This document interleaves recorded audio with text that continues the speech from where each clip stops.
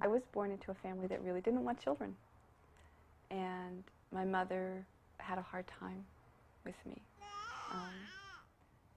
I was a colicky baby and cried a lot. My father was a very violent person and abused me, didn't like the fact that I cried, got me drunk to shut me up. My feelings around being a baby was nobody picked me up and nobody loved me and nobody fed me. And I don't think that that's like the entire truth, but I think it's how that baby saw the truth, that nobody wanted me, nobody wanted this baby. And when I was 7 months old, I learned how to walk. I had crawled down a flight of stairs, opened the front door, and walked out into the street. My mother was horrified and ran out and picked me up. That's when I knew I couldn't get away.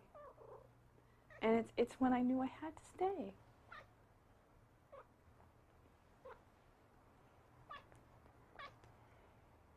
And the baby that walked out into the street that tried to run away just gave up and said, I can't do it. I can't stay here. And my perception of that is that another baby came. Then another baby said, okay, I'll be Katie, and I'll take your place, and you can go to sleep. And that's when I started seeing that creating other personalities was a way to get out of whatever problems I was having. I started with just 3, and the one that grew got to be 1.5 years old, and she was called Little Katie. And then when my brother was born, I made more, I created more. There was one that was called Honey, but her name really was Clara. Then there was Jean. She was about 4. Well, being a girl didn't work, so maybe being a boy would work. So we made a boy. There was a whole bunch of them that were like 6, 7, and 8. Janet and Joe and Kate. And Kate was the one, and Kathy. And Kate was the one who pretty much operated in the outside world. And it went on like that. And every traumatic event that happened in my life, I made more. And I made more people to take care of me, more people to be abused so that I wouldn't have to be abused. My father's goal, I think, although I don't think he ever would have like been able to say this, but it was to have everybody depend on him and everybody take care of him, and that everything had to go through him in order to for anything to happen. It was starting from when I was about 12. You couldn't close any doors inside the house. You couldn't wear any clothing inside the house. You couldn't... This applied to your mom, too? Yeah. You couldn't have any privacy of any kind there. And that was appalling for a 12-year-old girl. That was just... not being able to close the door in the bathroom was... I thought I just was going to die. I didn't feel like I could have a life that my father didn't know about. I started a diary in 1971, November of 1971, that I still keep. And I'm very surprised I kept it because very early on my father started reading it. And no matter how well I hid it, he'd find it and he'd read it. And he'd write things in it to show me that he'd read it.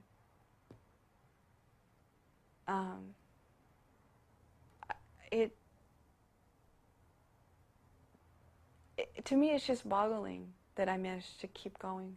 But I know that I kept going because I was a multiple. Because the personality who stayed at home could cope with that. That's all she could do. She could cope with that kind of intrusive behavior.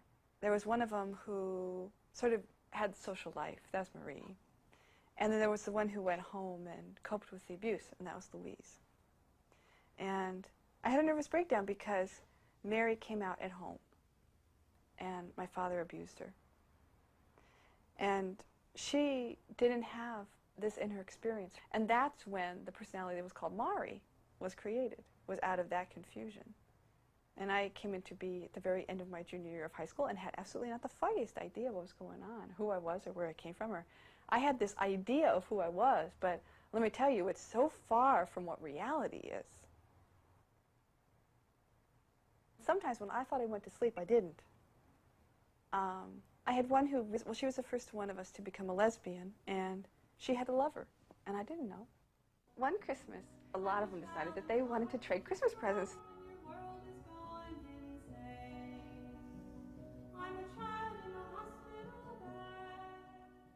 This is when we had developed a lot of cooperation, and we lived in a very little apartment, though, and everybody was trying to buy Christmas presents and hide them without anybody else knowing what was going on.